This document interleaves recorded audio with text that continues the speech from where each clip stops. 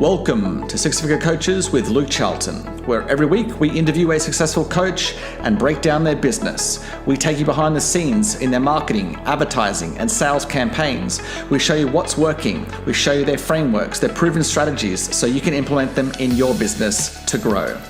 Now let's bring on this week's guest. Here is your host, Luke Charlton.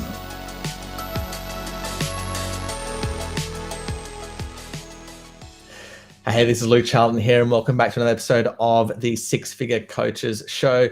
Super excited to have you here. Got another amazing guest, just like we do every single week. I'm really very excited for this interview. She's an international speaker, best-selling author, works with other very successful entrepreneurs to grow her business, another successful coach on the show. I'll bring her on in just a second. And just before I do, remember, these episodes they premiere each week inside the Hermit Hole private Facebook community. So if you want to get access to these interviews, the content, the gold nuggets in these episodes before everyone else, before it goes onto iTunes and Stitcher and Spotify, I've got to get each of those right, then come into the Hermit Hole. Just go to thehermithole.com. And obviously in there, it's a community of coaches where there's a lot of other content delivered by yours truly to help you grow your coaching business, and to do that for free as well. So go to thehermithole.com, get access to these interviews early, and also get other free business growth trainings as well.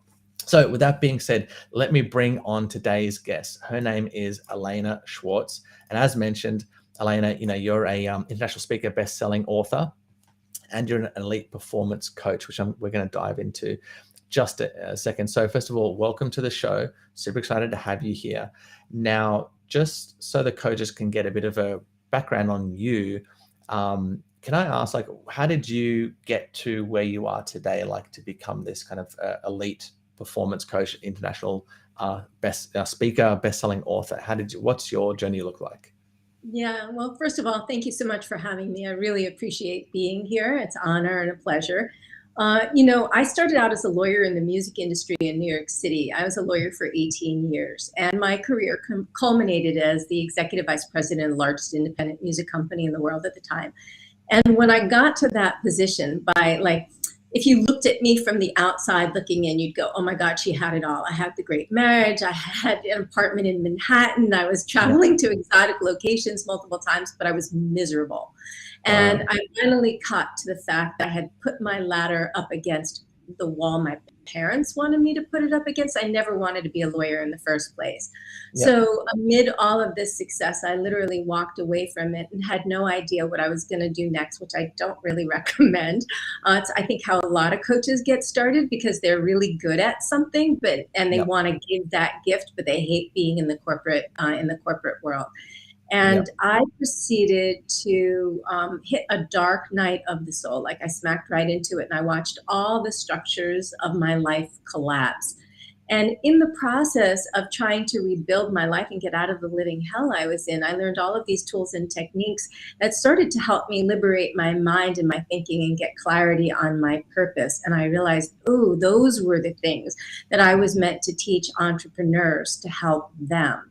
So I started out, and I'm going to be totally honest, I started out as a mindset coach, and then I had a whole bunch of guru coaches who said to me, you can't just be a mindset coach. Nobody's going to pay for that. You have to do other things too. Yep. And so then I started to I was naturally a strategist, and I helped people build systems. And then last year, at the beginning of the year, I got this major download: let go of those other things and just stand for what you stand for. Nice. Love it. Oh, by the way, before we get into that, speaking of music, do you see that there? That's a synthesizer and a drum box. So, yeah. So I'm into music as well. Anyway, irrelevant, but kind of a little bit on topic. But anyway, that's crazy. So you just quit your job, did you, or was there a transition? I did. No, I just quit my job. I went home one day and I told my then husband, I can't do this anymore. Yeah, wow. Because it made me very, very physically ill. I was getting really sick from it. Wow. And I was just like, wow, okay, the writing's on the wall, and I just keep ignoring it. And it's like, I gotta pay attention.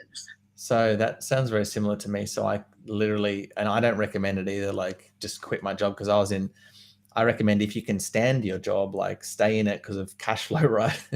But I was the same. So this is like a decade ago. I I love like I was in a full-time job, and what I like about jobs is like the first like 6 months you're learning, right? It feels great because there's growth. But then I got kind of depressed because it was just the same thing every day. And I was in a government job, and the only way to move up in government is you have to basically wait for someone to die or retire. That's the only two ways. And so by the end of my time, because there was no more growth, it got so bad that like literally every hour I would have to stop doing what I was doing. I'd walk around the building, and then I'd do another hour's work, and I'd have to like literally, because it just felt like the way I described it is just like a straight jacket on my soul. It just felt like Soul restricting sucking. and Yeah. yeah, soul sucking. And so I just quit. I just and moved to London to grow my coaching business. I don't recommend it because I went into a lot of debt. Unfortunately, I had a lot of savings, but then went into a lot of debt. So I recommend if you can stand your job, stay in it until your coaching business replaces that income. But I'm similar to you. I just had to get out basically. So that's but it's exciting as well at the same time, right? And it feels Yes, liberating. it's liberating. I mean, now I could say this because now I'm on the other side of it, Yeah. but it happened multiple times for me where, I mean, I had a really sweet nest egg and then went into massive debt from Yeah. doing that. So I had the same thing. So I started from a position of debt, got myself out of debt, created six figures in my first year, first 7 months of my first year of coaching, and then I proceeded to crash and burn again. Wow. So I realized I had this pattern, which is one of the reasons I love what I do, because I think it brings up so many patterns for entrepreneurs of what's going on in their subconscious mind. But I had this pattern of being able to make a lot of money, but then lose it, right? And not only just lose it, but go into massive debt again. Like I couldn't just like lose it and then rebuild. I had to go into massive debt again. And so like after doing that a few times, I was like, all right, I'm done with this. Yeah. Wow. Okay, so yeah, you're on the other side now, and so let's talk about to give coaches listening a context of your coaching business in terms of like start with your coaching programs, then we'll go into your business model. So how many programs do you have? Like what is it that you're actually selling? Yeah, so I have my oh my God, my main program, which is called 6 into 7. And so in that program, it's a hybrid group program. I have never been a big fan of group programs that have 100 people in it and you get maybe 2 minutes of a coach's support and then that's it. I've never been a really big fan of those because I feel like information's a dime a dozen, and what makes information transformation is application, and that's understanding how does it apply to you and your business, not just generally how does it apply, right? So my 6 into 7 program is a hybrid group program. So there's some video modules that teach people how to fish for themselves. Then there's a one-on-one component, which actually is real one-on-one support. So three one-on-one coaching calls by either me or my team that actually really helps them unpack what's really going on for them in their business. And then there's also a group Q&A call once a week, which again, I divide people. I max it out at around 20 people. I'll start a new group because I really want there to be a level of intimacy in that. And then I have a program where when people graduate from that and they want to keep going deeper in the work, that I have a program that they can follow up with. And that I do one-on-one. I don't do that much one-on-one, but I do one-on-one. I also do VIP days. Okay, great. And so what is the so you're still doing mindset stuff, but you mentioned strategy. So what's the end result that you're actually helping these entrepreneurs achieve? Yeah, within I'm a big fan. I used to be a fan of the incremental growth, and I've really understood how to hack quantum leaps. So I help people quantum leap their income. So 2 to 3x their income typically within 30 to 90 days, as well as 20 to 30 less their hours. So that's the thing that they often do. Now it depends on how much, as you know, Luke, are you actually doing the work? Because if you're not going to get those results. But if you're actually doing the things that I'm telling you to do during that time, I have yet to see that not happen. I can't say like you, I have 100% success rate. I know you said you have 100%, but it's pretty close. It's like an 89% success Yeah, rate. wow. Yeah, the 100% is in my agency where I'm doing the work, so that's why it's so high on that side of things. Okay, cool. And so, who is your ideal client that you work with? Because it sounds like Yeah. there should be to get that results. They've got to be like kind of have something for you to work with for you to get those results so quickly. Sounds like. Exactly. So they're past six figures. So typically it's 150,000 and above. So 6, 7, 8 figure entrepreneurs who already have the systems and the strategies in place, but they may not be working that well. Right. Okay. So they're having some form of consistent income already, but they're hitting income ceilings. They're on a feast or famine roller coaster. So for them, because so many entrepreneurs, even people who are under six figures, have the feast or famine roller coaster. But for my clients, it might look like 45,000 one month, 15,000 the next month.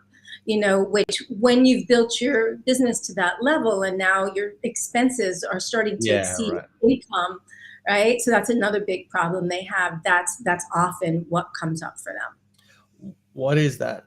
Why do they experience that? Is it because, I mean, if they're running ads, for example, that wouldn't be the problem. So is it usually a sales issue is it mindset around sales? Like, well, why? sometimes it is an ads problem. Sometimes it is an ads problem. Sometimes it's a mindset issue. So they become, I experienced this. I used to work to help people get to six figures, and I experienced this even then. But I experienced that most entrepreneurs are the biggest bottleneck of their business. I don't know if you have that experience in your own with your clients. I'm literally hiring people. I've gone, I'm up to my fourth hire, like in the last 8 weeks. Yeah, salespeople and stuff. So yes, we are our own bottleneck until we start hiring. So yes, yeah. But what'll happen sometimes is they become their own biggest bottleneck. They have beliefs that only allow them. I call it a wealth set point, and so it's like a thermostat. Let's say, for example, like you're not on degrees, and I don't know, you're on Celsius, not on Fahrenheit, so I don't know if this will make as much sense.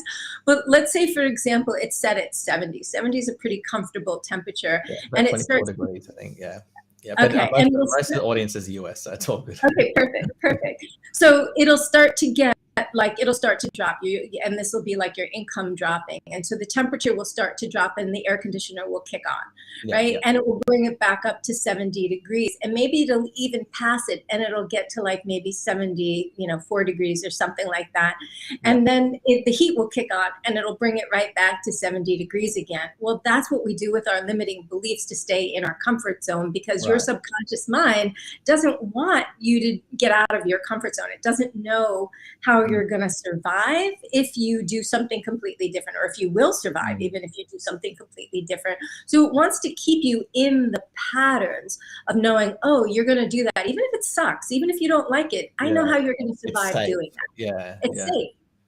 Yeah, it's safe. Okay. So do you say it's a lot of your issues for like their issues are around letting go, around being able to start hiring? Is it generally just no, it's their own personal issues. For example, it could be I have to work hard to succeed. It could be I'm not valuable. I'm only as valuable as my last achievement, so that they're trying to prove themselves constantly. It could be that they're like, for a lot of the entrepreneurs, as they're building their teams that I work with, it is control issues of letting go of control, of believing that somebody else is going to do it as well as me.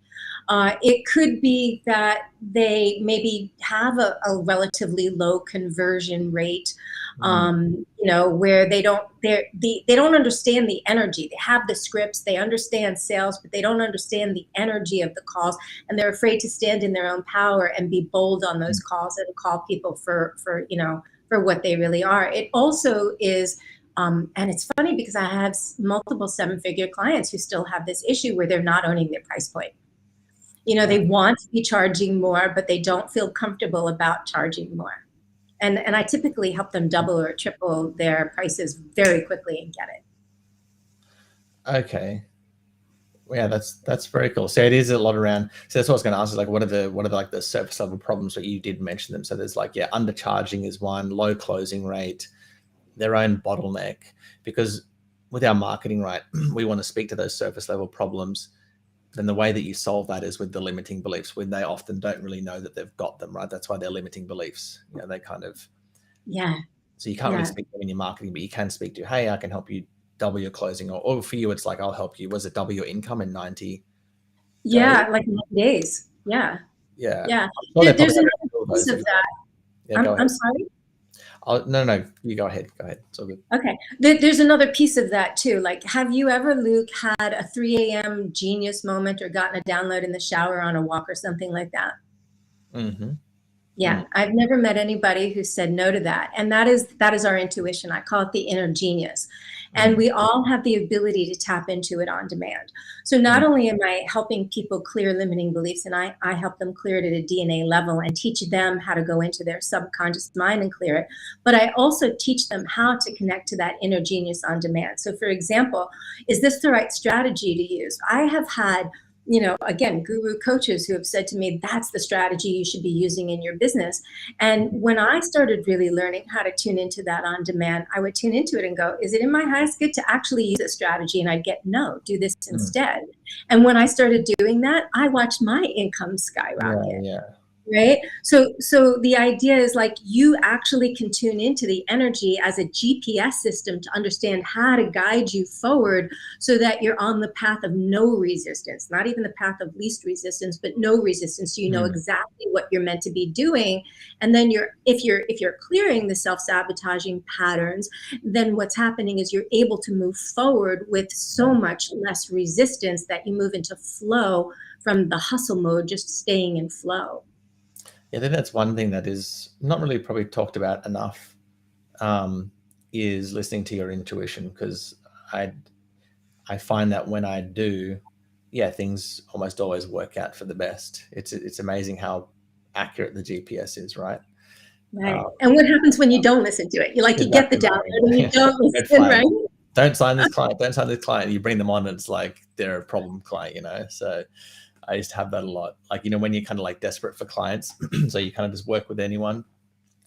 Like, I probably shouldn't bring them on, but I need the money, so I'll bring them on, and then you regret it like basically instantly. So that's a good example. That's a great example. Yeah. So that's what happens when we get to listen to our like intuition, because the other thing is, like, if you're clearing money's like, okay, in those situations where, like, earlier in your business you would have been desperate for a client, right? It's also because you're in a scarcity mindset of not believing how much abundance there is around you. So when you start clearing how much abundance there is around you, then when that client comes up, you go, nope, there's another one that's better for me right on the heels of that one. And if I say no to that, it allows the other one to come in, and that happens every time. Yeah. Okay, cool.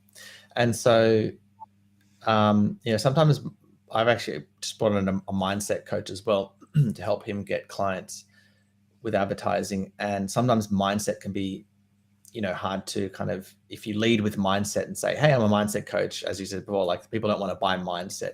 So my question to you is, how do you market your business so that people want to work with you? So you just want to break down, first of all, like, what the strategy is that you use, or strategies, and then we can talk about the message that you use as well to get them on the phone. Yeah. As I just hired a YouTube coach. And so on the 28th of this month, I'm going to film my first 20 videos to launch at the end of December. So that's one of my newest strategies that my business has been telling me for months to do, that I finally said, okay, let me find the right person and do that. But see, that's the other thing with the intuition. It's like, okay, is that the right person for me? Right. And now I get yes or no, and I'm very clear about who the right team members are that I bring on, et cetera. So that's part of it. I have a marketing assistant who does organic lead generation for me, but I've taught her all of these tools. So she uses intuition to connect with people for me. And then my conversion rate has gone way up because she's selecting right fit, perfect paying clients for me. I'm also on a lot of podcasts and do public speaking, and I find that those convert for me as well. So it's kind of been a combination of all of those that have allowed me to scale my business where I am. And honestly, shifting my own mindset, moving out of the old patterns that I was in, is the biggest thing. Like, I literally, from that, 7 times my income from that alone before even changing anything else in my business. Okay, great. And so you're not doing, so it's all organic, you're not doing any advertising at all? I'm not doing, I have tried advertising before, and honestly, I'm very interested in you, although it's not my highest good to do right now, or else I would do it. But I have not had success with advertising before. Okay. Yeah. So that's what I'm saying. Like when you're advertising mindset, you have to do it the right way. You don't lead with mindset, so you would lead Right. with the results that we spoke about a minute ago. Okay, cool. So what's out of the strategies that you're doing? Let's start with like probably your most successful one. Can you break that down in terms of it all? Because coaches love organic strategy. So, Yeah. what's your favorite organic strategy that you I'm a huge LinkedIn fan because my clients do hang out on LinkedIn. And Yep. what I have found, and I'm playing with this a lot to really see what converts. Well, I haven't converted much from my content. I do write content 5 days a week, but what I have done with my content is set me up to be an expert and an authority in my field. So I have my team, because my clients are at a certain level, they're so accustomed to getting sold to. I'm a firm believer in creating relationships. This is where you and I actually are very similar in that. I'm a firm believer in creating relationships and not selling first. So when my marketing assistant goes through for organic lead generations and connects with people, she gets them on the phone with me so that we can just have a call and get to know each other. And then based on building that relationship, it will go to the next level because I know how to, build and create relationships. So that's the most effective, really. I also get a lot of client referrals. So my clients refer a lot of clients to me. Correct. So that's probably the most effective, but it's allowed me to build a level of authority that gets me on podcasts, that gets me invited to speak, that gets me on summits. And it's all of those other things as well that bring in the revenue for me. Okay, cool. First question, how does she identify on LinkedIn? Like, do you give her specific criteria to look for? So when you're connecting with people, I'm assuming that's the first step. So she kind of searches for people. Right. Do you give her specific criteria, and what are those criteria? Like, how does she identify like an ideal client for you? She connects with 25 people a day, 5 days a week. And because that's maxed out now on LinkedIn. It used to be more, but now she can only do 25 a day.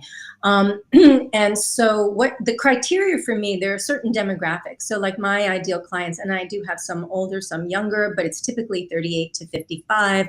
About 60%, 65, maybe 70% women, the rest are men. And this is even when I was targeting men and women equally, it just shows up that way in my practice.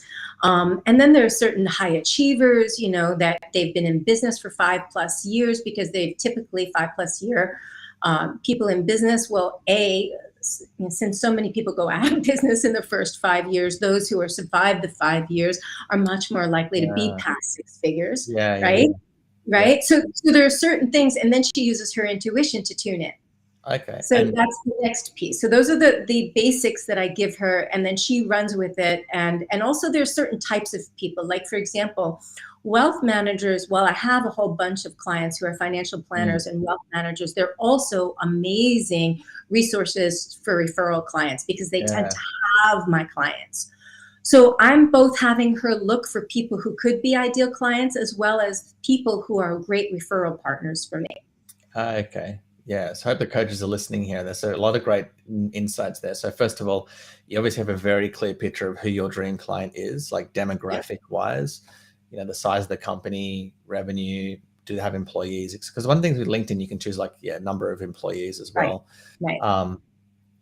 But I also like your strategy on thinking about who would be connected with your ideal client as well in terms of the wealth manager. I think that's a really great strategy. Here's another great tip about that for your audience. Who are the people who are in your clients? Like if they're thinking about their clients, who are the people who are on the journey with them, who are not competitive with what you do, but are either right before or right after what you do? And those are great referral partners. Yeah, so a really great example of that for me would be like a life coach certification school, right? So obviously once a coach gets certified, what's the next step? They need clients. So that'd be a good kind of referral referral partner. So that's a great strategy. And then other, as I said, other synergistic businesses that are selling to that market as well. So for a coach, it might be like ClickFunnels, right? Because they need the tech. But Yes. as an example, that would be a great referral partner, by the way. ClickFunnels would be good. Okay, cool. So now, so you get clear idea of who your dream client is. You start connecting. What specifically do you say, or does your assistant say, to get them on the phone with you? Well, we've tried a couple of different things, and this is like I'm going to say this because I think you had a post around this recently, which is so true. It's like I had to pull my my marketing assistant back and say to her, like, people don't want to have sex with you before they've gone out on a date. You've got to build the relationship first. So slow it down, slow it down, slow it down. And so what she'll do is initially connect with them, and then she may ask them something. It's like, okay, if you were in a coffee shop with somebody, what would be the question that you would ask that person that has curiosity, that gets them talking about themselves and you understanding them better? And then it allows for them to go, oh, okay, she's not going to sell me. She's pretty cool. And then she'll say to me, hey, do you want to hop on a call? Because I believe that we could share resources and help support each other, you know, to move each other along. And invariably they say yes. If they've gone that far in the, and actually having a conversation. And I cannot tell you, Luke, how many people have said to me, I don't normally do this, but your energy and the way that you approached me, I was like, yes, I'll get on the phone with her. Okay, cool. Yeah, I love it. Yeah, it's and then the other good benefit of doing that is you actually weed out a lot of, like, as you said, if they go through that conversation with you and you're getting good conversation, then they jump on a call, you're actually saving yourself your own time as well. Because there'll be people that, like, I remember going to lots of networking events like in London, and the only people that go to like those like networking events are other people that are desperate for clients as well. So I didn't get any clients, and I don't think anyone else got any clients either going to those networking events. But like, you could put out the point is you could put out an offer saying like, let's have a chat, and you'll get a response of there will be people that will want to jump on the phone with you, but they'll probably be desperate as well. I'm not saying you're desperate. That can attract a lower quality lead by just going for the phone call too quickly. Yes. By actually having a conversation, maybe qualifying them a bit more, you're going to get much better quality lead. Not only will they be a lot warmer as well, they'll feel like they know you, because they kind of do, but you'll be saving yourself time as well. So there's also another thing. Yeah, because I agree with you that they are much warmer when they get there. And also I'll have her comment on their posts or like their posts or interact with them in some way, so that they're like, oh yeah, she's cool, you know. And it's like, and then I'll see their comments start popping up on my posts or something like that at times too. So there's like, it's like a reciprocity, right? So people feel like, oh, you do something for them, then they feel like obligated to do something for you. But it's in building that relationship. Again, it's setting the foundation of that relationship. So once I get on the phone with them, and here's the other key that I do, like, I always like to be the first person to ask questions. So tell me about you and your business, and who are your ideal clients, right? So that's the first thing that I ask. And then once they tell me, you know, I'll say, well, how can I support you? And they'll say, well, first tell me about you. And I'm able to frame what I do now in terms of what they actually need. And it's not, I don't sell. I just, when they ask me what I do, I frame what I do. I just deliver it in a way that they're like, oh my God, I could really use that. And I think that's a smart way of going about it, because some coaches might think, oh, well, that's kind of like a bait and switch, but it's not really, because you always go on these calls, right, with the intention of just keeping an open mind of, like, you really are going to share resources, right? You really are just going to see how can we actually support each other. I think the worst thing that, as I said, because I've done this before the wrong way, where you go into their, like, trying to sell your services, but if you go in there with just like an open mind of like, hey, I'm going to see like how we could actually support each other, just start with that, then often it naturally actually does lead to your service. Like, well, here's actually what I do. It sounds like, you know, I might be able to help you. Do you want to have a chat about that? If not, no problem, kind of thing. So just having a conversation and seeing if you can help, or even if they might be able to help you as well. I think keeping an open mind is probably a good approach. Would you agree?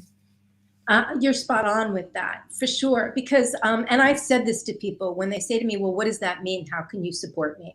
And I was like, I come here with no agenda. I Yeah, really, no agenda. this That's is what I the was trying to say. key. No agenda is no attachment to an outcome other than how can we build this relationship and see where it goes.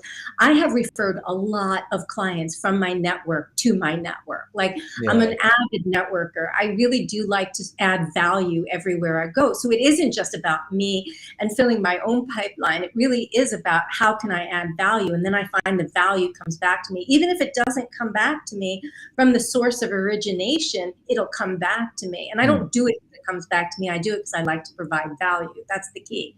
And so being unattached to the outcome allows more to blossom in that space than going in with the intention to sell. yeah, absolutely. I think the word there that I was searching for that you said was like no agenda, right? Is really critical. Mhm. If you have no agenda, no attachment, again, same kind of similar.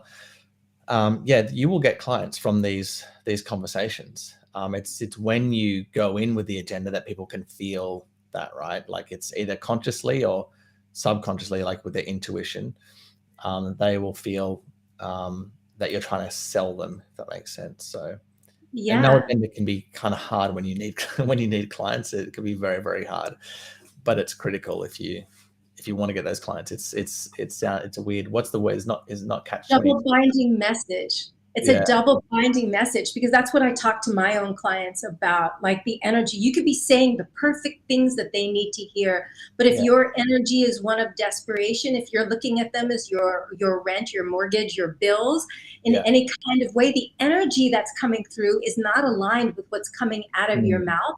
And they could feel that that energy is off, and they're like, I don't know why, but no, I and they'll make some yeah, excuse as to why they don't want to have a yeah, conversation, why yeah, you're not the right person, and you don't understand what's going on, but it's a double binding message that you're sending. yeah. Usually it's just like, yeah, yeah, let me think about it. I need to go away and think about it. It's usually what they say. And it's not Yeah. often it's subconscious. They don't know why they feel uneasy or whatever, as you said. So yeah, I like that. All right. So Alaina, tell me a marketing story of where, or just any business story. It doesn't have to be marketing specific. A business story where everything kind of where I won't swear because it's family friendly, but shit hit the fan, and just tell me a horror business story. Okay, I'll tell you a horror business story. Okay, so after I created six figures in 7 months, I tanked my business again. And the amount of shame and guilt I had, because here I am helping people make more money and I can't do it for myself. Mm, And so it was horrifying to me. Like the way, just the amount of shame and guilt was horrible. And I literally could not get myself out of it, mm, where I was functioning at a needs level for like 3 years. And yeah, I had invested, like, even though I didn't have the money, I kept finding the money, borrowing money to invest in about $150,000 in marketing programs that got me zero results, yeah, wow. zero results. And one of those programs was actually, paid ads. So that was part of like my, like, I'm just, I would feel, oh, maybe that's the solution to my problem. And Mm, so I would find the money to get into that program only to find it wasn't the solution to my problem. And the problem didn't get fixed until I actually fixed the 5 inches between my ears. And then once I fixed the 5 inches between my ears, it's like everything I touched was worked after that. That really, but I mean, for 3 years, Luke, I was just like, oh my God, I cannot navigate my way out of this. I was delivering double binding messages, right? So I would have these amazing sales calls and just have people say, well, I have to think about it. I have to ask my spouse. I'd never hear from them again. They'd mm, ghost me after that. And it was just like, it was horrifying to me because I could teach my clients how to do this and mm. they were getting results, but I couldn't get the results for myself. Yeah, well, thanks for sharing that. And can I ask, like, was it? What specifically was it that shifted for you that allowed you to, when you say, like, working on this, what Mhm. specifically did you do to make that shift to then now get to where you are? Yeah. Yeah, I actually started, so a few years ago, I was looking, I did a lot of mindset tools and techniques that were helping my clients get results. But as soon as my clients stopped working with me, they would slide back into their self-sabotage patterns. Yeah. And I wanted something that was not dependent on me for their success, that they could really continue on their own. And I also wanted to get me out of the SHIT hole I was in, right? So I was looking for two things, and I put it out there. And my intuition, like when you are in stress, you cannot get downloads of intuition. It actually blocks your intuition. So I would have been a pretty intuitive person beforehand, but I was blocking it, and I knew I was. And I was like, I really want my intuition back.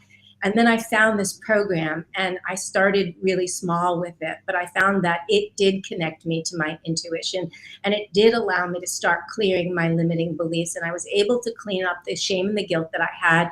I was able to clean up the fact that I felt like a failure. I was able to clean up my proving myself through my accomplishments and having to work hard to succeed and all kinds of other stuff like that.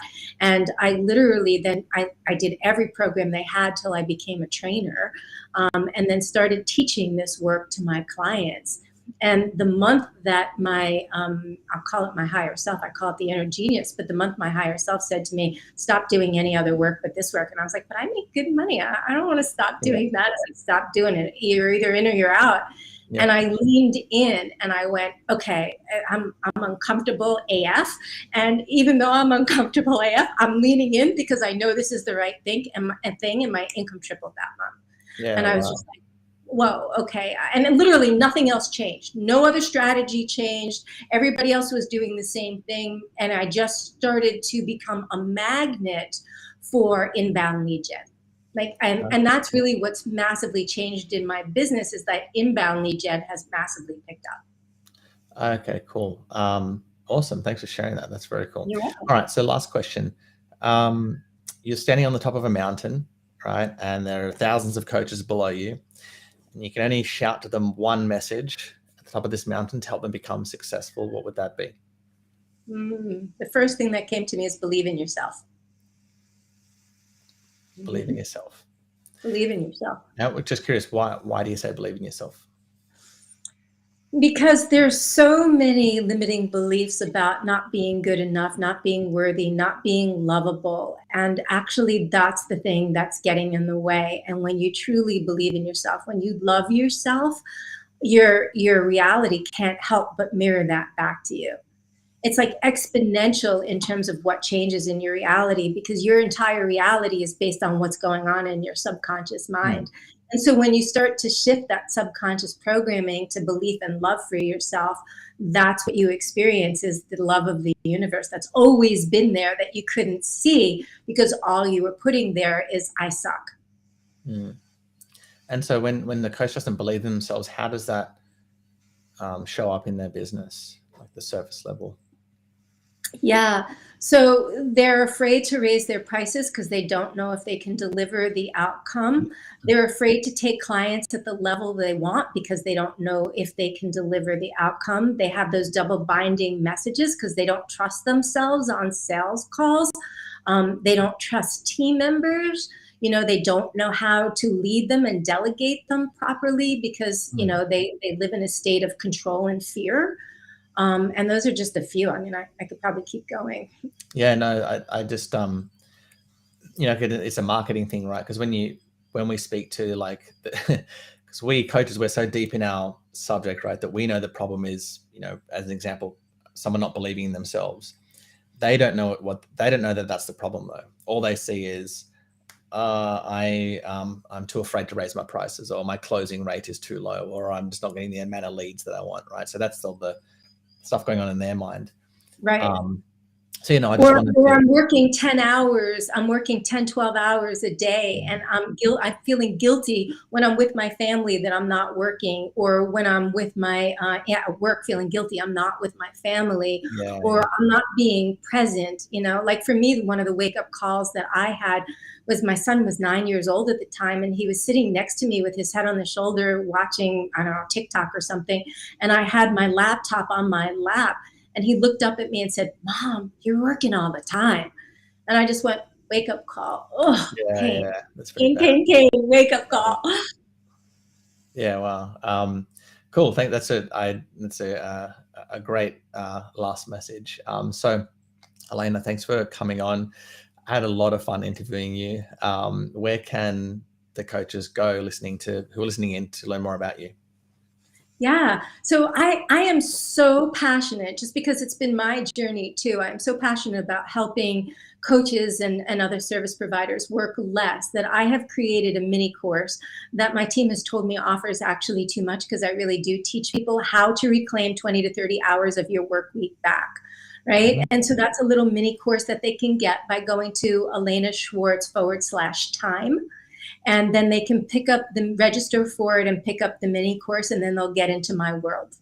Cool. Thanks, Alaina. I appreciate you sharing that. So once again, so it's Alaina Schwartz /time, was it? Time. Oh, sorry, AlainaSchwartz.com/time. So Yeah, go to that link. AlainaSchwartz.com/time. Yes.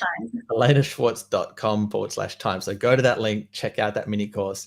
And once again, Alaina, thanks for coming on. Had a lot of fun interviewing you. As I mentioned, a lot of gold nuggets in this